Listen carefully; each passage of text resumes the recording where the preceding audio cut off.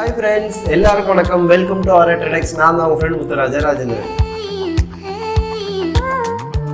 வீடு நிறைய பேருக்கு அது வாழ்நாள் கனவு.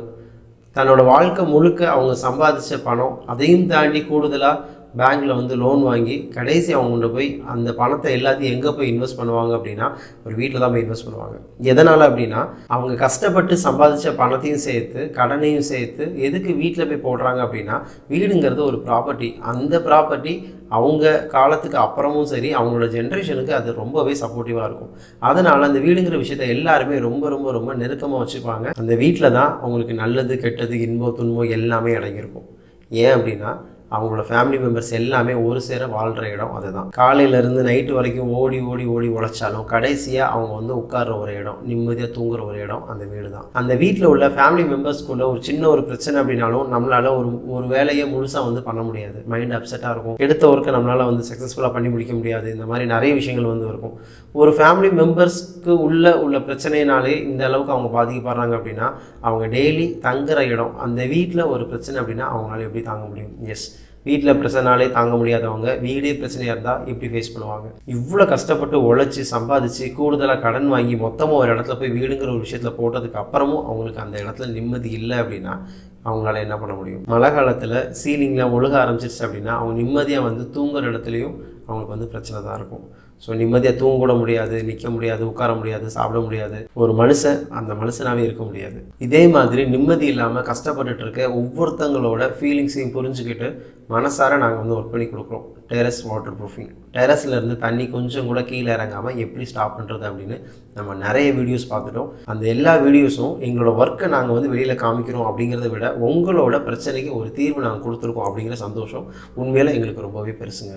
நிறைய பேர் அதை சொல்லியிருக்காங்க. நிறைய பேர் அதை வச்சு எங்களுக்கு நிறையவே ஆசீர்வாதம் பண்ணியிருக்காங்க. அவங்களோட பிளெஸிங்ஸ், அவங்களோட லவ், இது எல்லாமே தான் எங்களை இன்னும் கொஞ்சம் வேகமாக ஓட வைக்குது. உங்களோட பிரச்சனைக்கு நாங்கள் எப்படி சொல்யூஷன் கொடுக்குறோமோ அதே மாதிரி எங்கள் மேலே நீங்கள் அளவு கடந்து அன்பும் அக்கறை வச்சுருக்கீங்க. அது எல்லாத்துக்குமே உண்மையில மனசார பெரிய நன்றிகள். இன்னைக்கு இந்த வீடியோவில் நம்ம என்ன பார்க்க போகிறோம் அப்படின்னா டெரஸ் வாட்டர் ப்ரூஃபிங் பார்க்க போகிறோம். சீலிங்லேருந்து தண்ணி லீக்கேஜ் ஆகிறது எப்படி ஸ்டாப் பண்ணலாம் அப்படின்னு நம்ம நிறைய வீடியோஸில் பார்த்துருக்கோம். இந்த வீடியோவில் ஒரு வீட்டில் நம்ம கம்ப்ளைண்ட் ஒன்று அட்டன் பண்ணியிருந்தோம். அது எப்படி இருந்தது அப்படின்னா பேராபெட் வாலும் சாமியான பந்தல் கட்டுவாங்க இல்லைங்களா, அதில் ஒரு கம்பி ஒன்று மாட்டியிருப்பாங்க. அந்த கம்பினால் அந்த பேராபெட் வாலில் பெரிய ஒரு விரிசல் விழுந்துருந்துச்சு.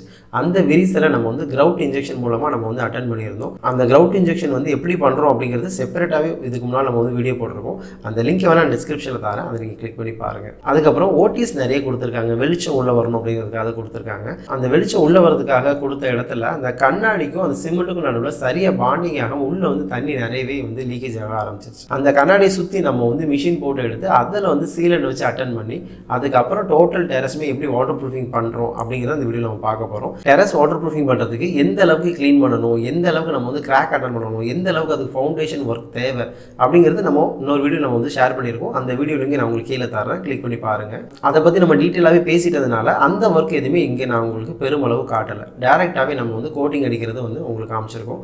பாருங்கள் இதில் என்னென்ன கம்ப்ளைண்ட்லாம் அட்டன் பண்ணுறோம், இதுக்கப்புறம் எப்படி நம்ம கோட்டிங் பண்ணுறோம் அப்படின்னு அந்த வீடியோவில் பார்க்கலாம். வாங்க வீடியோக்குள்ளே போகலாம். இந்த பெரிய கிராக்கில் தான் நம்ம சிமெண்டிசியஸ் கிரவுட் இன்ஜெக்ஷன் நம்ம பண்ணுறோம். இந்த ஓடிஎஸோட விளிம்பில் எல்லாமே சீலண்ட் வச்சு நம்ம பேக் பண்ண போகிறோம். அப்புறம் நல்லாவே க்ளீனிங் எல்லாம் பண்ணி முடிச்சுட்டு அதுக்கப்புறம் ஃபைபர் கிளாஸ் மெஷ்ஷை நம்ம தரையில் லே பண்ணுறோம். இதில் first coat polymer modified cement வச்சு நம்ம பண்ணிடுறோம். அதுக்கப்புறம் பேராபெட் வாலில் உள்ள கிராக்ஸ் எல்லாத்தையும் மிஷின் வச்சு எக்ஸ்பெண்ட் பண்ணிவிட்டு அதை எல்லாத்தையும் நம்ம சிமெண்ட் மிக்ஸ்ட் வித் பாலிமர் வச்சு நம்ம பேக் பண்ணிக்கிறோம்.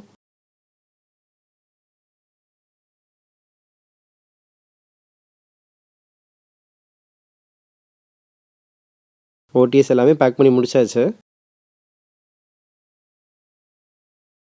இப்போ டோட்டல் சர்ஃபேஸ்க்கும் நம்ம மெஷ்ஷு லை பண்ணிட்டோம், கிராக் அட்டன் பண்ணிட்டோம், ஓடிஎஸ் பேக்கிங் எல்லாம் பண்ணிட்டோம். இதுக்கு மேலே நம்ம ப்ரைமர் கோட் அப்ளை பண்ணுறோம். ப்ரைமர் கோட்டுக்கு அப்புறம் நம்ம எலாஸ்டமரிக் கோட்டிங்கில் ஃபஸ்ட் கோட்டு நம்ம ஏற்றுறோம். எப்போவுமே வாட்டர் ப்ரூஃபிங் பண்ணுறப்ப நம்ம மேலே போடுற டாப் கோட்ஸை விட கீழே நம்ம பண்ணுற ஃபவுண்டேஷன் ஒர்க் ரொம்ப ரொம்ப ரொம்ப முக்கியங்க. நான் நிறைய வீடியோவில் உங்களுக்கு ஷேர் பண்ணியிருக்கிறேன். எப்படி நம்ம தேய்ச்சி க்ளீன் பண்ணுறோம், எல்லா டஸ்ட்டையும் நம்ம எடுக்கிறோமா இல்லையா, கிராக்ஸ் எல்லாமே பக்காவாக நம்ம அட்டன் பண்ணுறோமா, இது எல்லாத்தையும் பொறுத்து தான் நம்ம மேலே பண்ணுற வாட்டர் ப்ரூஃபிங்கோட லைஃப் நமக்கு இருக்க போகுது. ஃபஸ்ட் கோட் ஃபுல்லாமே கம்ப்ளீட் ஆனதுக்கு அப்புறம் நம்ம செகண்ட் கோட்டுமே இந்த எலாஸ்டமரிக் கோட்டிங் வச்சு நம்ம கொடுக்குறோம். இதை நல்ல ஸ்ட்ராங்காக அதிக சாலிட் கண்டென்ட் வச்சு நம்ம பண்ணுறோம்.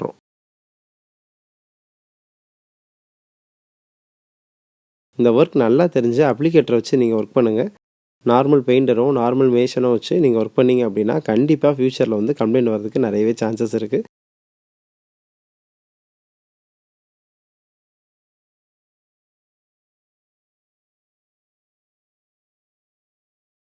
ஸோ டோட்டலாகவே கோட்டிங் எல்லாமே முடிஞ்சிருச்சு. இப்போது சூப்பரான ஒரு அவுட்புட் நமக்கு கிடச்சிருக்கு. பார்க்குறதுக்கும் அழகாகவும் இந்த மழைக்கு நமக்கு கீழே தண்ணி இறங்காத மாதிரியும் நமக்கு சூப்பராக ஒன்று கிடச்சிருக்குங்க. எஸ் ஃப்ரெண்ட்ஸ், இப்படி தான் நம்ம வந்து பார்த்துருந்தோம். இதுக்கப்புறம் என்ன அப்படின்னா உங்களுக்கு வந்து வாட்டர் கொஞ்சம் கூட அந்த ஓடிஎஸ் வழியாக கீழே இறங்காது. அதுக்கப்புறம் சீலிங்லேருந்து உங்களுக்கு வந்து வாட்டர் வந்து கீழே இறங்காது. அவங்க ஃபேஸ் பண்ணிட்டு இருக்கிற பிரச்சனைக்கு நம்ம சொல்யூஷன் மட்டும் கொடுக்கல, டெரஸே இப்போ பார்க்கறதுக்கு ரொம்பவே அட்டகாசமாக மாறிடுச்சு. இது மட்டும் கிடையாது, பக்கத்து வீடும் இவங்க வீடும் ஒட்டி இருக்கிறதுனால அந்த ஜாயிண்ட் வழியாக உள்ளே போகாத அளவுக்கு அங்கேயும் நம்ம வந்து ஹான்சிங் ஃபிக்ஸ் பண்ணிவிட்டு நம்ம வந்து வாட்டர் ப்ரூஃபிங் கோட்டிங் பண்ணியிருக்கோம். அது எல்லாமே நீங்கள் பார்த்துருப்பீங்க நம்புறேன். இந்த வீடியோ உங்களுக்கு ரொம்பவே யூஸ்ஃபுல்லாக இருந்திருக்குன்னு நம்புறேன். இந்த வீடியோ உங்களுக்கு பிடிச்சிருந்தா லைக் பண்ணுங்கள், கமெண்ட் பண்ணுங்கள், ஷேர் பண்ணுங்கள், மறக்காமல் நம்ம சேனலை சப்ஸ்கிரைப் பண்ணுங்கள். Anyway, thanks so much. Bye bye.